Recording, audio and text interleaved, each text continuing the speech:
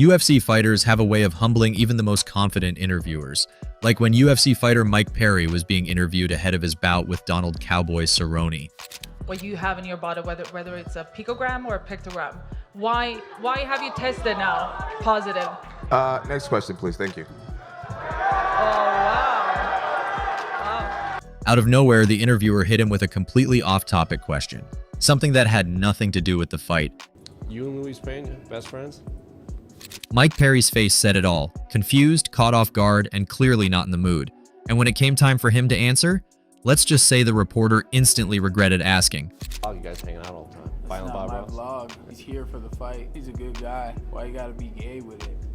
We best friends. Your hair's pretty fucking friendly. Any other questions? Yeah, Mike.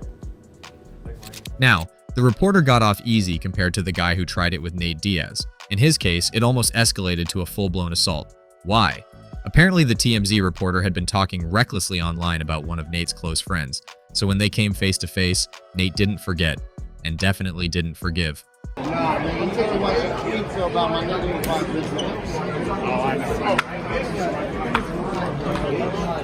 You see, that's the thing with some reporters. They stir the pot online, then smile in your face like nothing happened. But not every fighter is buying it. Khabib Nurmagomedov, for example, made that very clear when Ariel Helwani tried to cozy up to him. You very well, like friends. You agree with me? Well, if you know UFC use by name, why you don't say nothing? I did. Ask your management team. No, show me. Then you play different games. That's why I block you, because A real- I'm loyal guy. the real All loyal- my life I stay with loyal guy. With everybody who good with me, I all the time stay with loyal. You could feel that way. But I feel you're not loyal. That's why I block you. Still, if you think Khabib went hard on that guy, that's nothing compared to Conor McGregor. During the lead up to his featherweight title fight, his trash talk devastated Jose Aldo, and that was just the start. When a reporter asked McGregor a ridiculous question, he delivered the perfect clapback. What it is? So what is it that he did that disrespected you that got you to dislike him? This is not a therapy session. Well, no, but you Thing up here. Honestly, there wasn't much surprise in McGregor's reaction. This is exactly the kind of bait he loves to bite. But what was surprising came next. A TMZ reporter named Charlie Cotton threw him a curveball of a question, and McGregor's response? Even more unexpected. You versus Jesus in the octagon. How would he fare? Well, there's not a man alive that can beat me. But Jesus ain't alive, is he? So I don't know. Maybe he could come back from the dead. And I'd still whoop his ass. Some thought McGregor was just playing along, indulging the reporter in a game of provocation. But even if he was playing the fool, it didn't mean there was any friendship brewing. If anything, it stirred up more controversy. And the next time McGregor saw Charlie Cotton, he didn't hold back. You called him a cholo in there. That's kind of racially motivated. Did you mean to say it like that? Mate, shut the fuck up and get away from me. You're it. And then he made it clear exactly what he thought and didn't need many words to do it. Remember that Jesus shit you brought up? Yeah. It's such a stupid question, man. What? There's a question people want to know, man. You're an idiot. But while McGregor kept it relatively controlled, Sean Strickland? Different story. When a reporter tried pulling a similar stunt with Strickland, it exploded almost instantly. The reporter barely got the question out before Strickland snapped. You're in Toronto. Welcome. Glad to hear it. It's been great. Are you Canadian? Of course I am. Are you part of the fucking opposition? Are you? I don't know how to phrase that. You got like. Yeah. Well, I did want to ask. Did you vote for Trudeau? And let me tell you something right now. If a man says he's not going to say, like, if you ask him, motherfucker, did you vote for Biden? He's like, well, I'm not going to say. That's none of your business. He voted for fucking Biden. Sean, so hey, Sean, I'm glad you've had great experiences. So this is what I'm talking about, you guys. The enemy of Canada.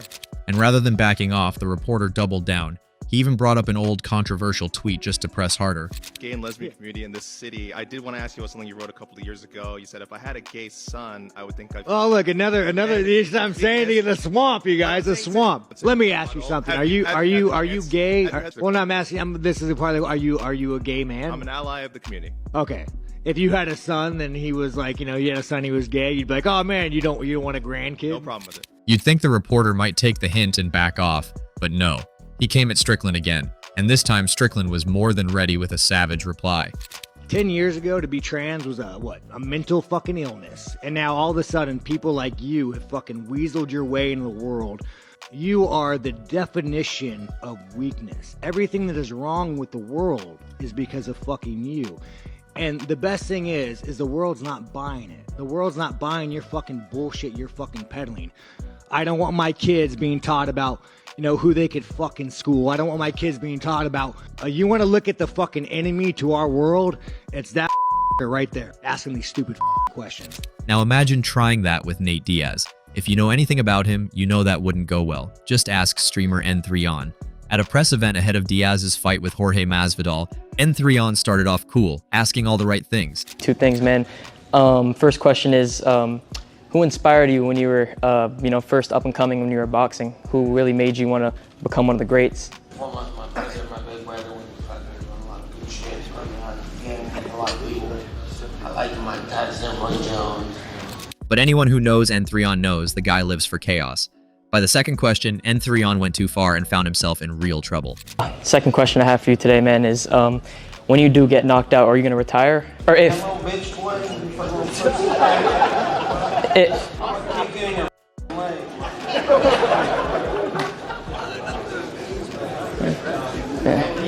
I have a lot of respect for everyone, man. It's just, I want to see a great fight.